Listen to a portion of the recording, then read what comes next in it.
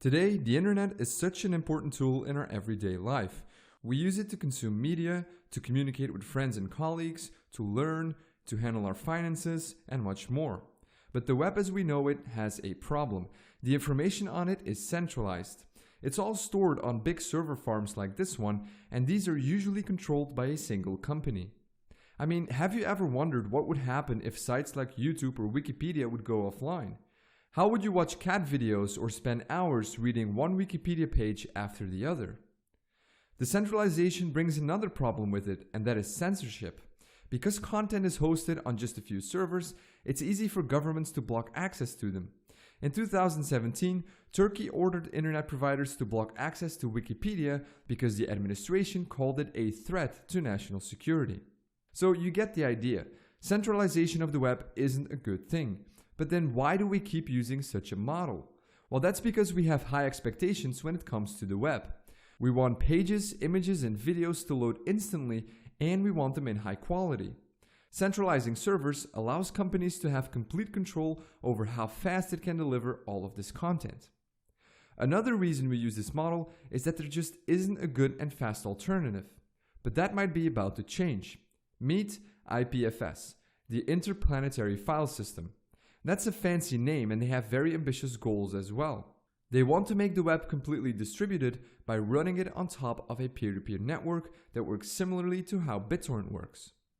Let's take a look at how IPFS can accomplish these goals, but first you have to understand how we access content on the web right now. Let's say you want to download a photo from the internet. When you do that, you tell the computer exactly where to find the photo. In this case, the location of the photo is the IP address or the domain name.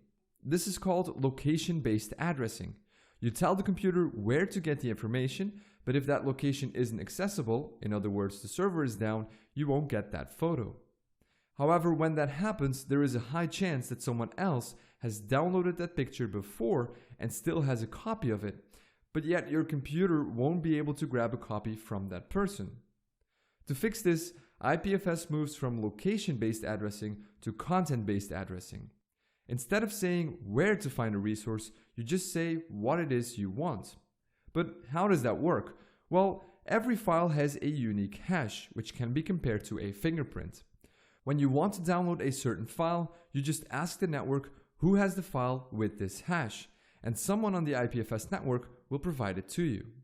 Now you might think, hold on a minute. How do I know that that person hasn't tampered with the file? Well, because you use a hash function to request the file, you can verify what you have received. You request a file with a certain hash, so when you receive the file, you check if the hash matches with what you have received. Security built in. Another nice feature of using hashes to address content is deduplication. When multiple people publish the same file on IPFS, it will only be created once, and that makes the network very efficient. Alright, enough with this high-level overview. Let's take a look at how IPFS stores files and makes them accessible to others. Files are stored inside IPFS objects, and these objects can store up to 256 kilobytes worth of data. They can also contain links to other IPFS objects. A simple Hello World text file, which is very small, can be stored in a single IPFS object.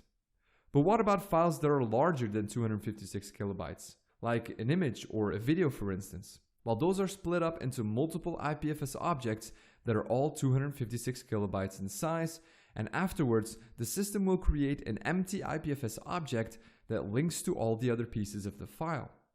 IPFS's data architecture is very simple, but yet it can be very powerful. This architecture allows us to really use it as a file system. Here's a simple directory structure with some files in it. We can translate this into IPFS objects as well, creating one object for each file and each directory. But that is not all. You see, because IPFS uses content-based addressing, once something is added, it cannot be changed anymore. It's an immutable data store, much like a blockchain. But then how do we change stuff on it? Well, IPFS supports versioning of your files. Let's say you're working on an important document that you want to share with everyone over IPFS. When you do that, IPFS will create a new commit object for you. This object is really basic. It just tells IPFS which commit went before it, and it links to the IPFS object of your file. Now let's imagine that after a while you want to update this file. Well, you just add your updated file to IPFS, and then the software will create a new commit object for your file. This commit object now links to the previous commit, and this process can be repeated endlessly. IPFS will make sure that your file plus all its entire history is accessible to other nodes on the network. Pretty useful. This all sounds great, but it's not without its limitations or drawbacks. The biggest problem that IPFS faces is keeping files available. Every node on the network keeps a cache of the files that it has downloaded and helps to share them if other people need them. But if a specific file is hosted by, let's say, 4 nodes, and those nodes go offline, then that file becomes unavailable and no one can grab a copy of it. A bit like BitTorrent swarms without seeders. There are 2 possible solutions for this problem. Either we incentivize people to store files and make them available, or we can proactively distribute files and make sure that there is always a certain number of copies available on the network.